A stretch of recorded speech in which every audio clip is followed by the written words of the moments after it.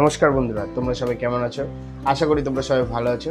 So এটা একটা another episode dog নিয়ে। আর আজকের এই এপিসোডে আমি তোমাদের জন্য নিয়ে এসেছি একদম কম প্রাইসে হাস্কি পাপ্পিস।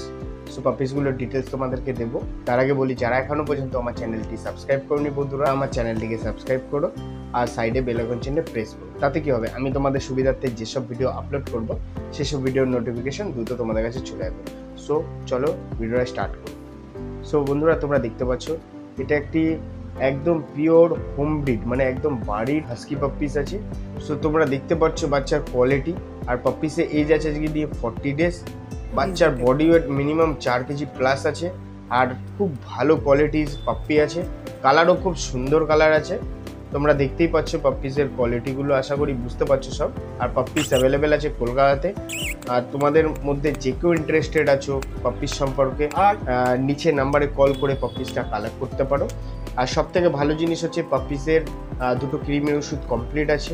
নিয়ে যাওয়ার পর অনলি ফর তোমরা ভ্যাকসিনেশন করবে। পাপ্পি খাওয়া দাওয়া করছে রয়্যাল ক্যানিন ম্যাক্সি স্টার্টার। আর তোমাদেরকে জানাই পাপ্পিসের প্রাইস আমরা রেখেছি 28,000।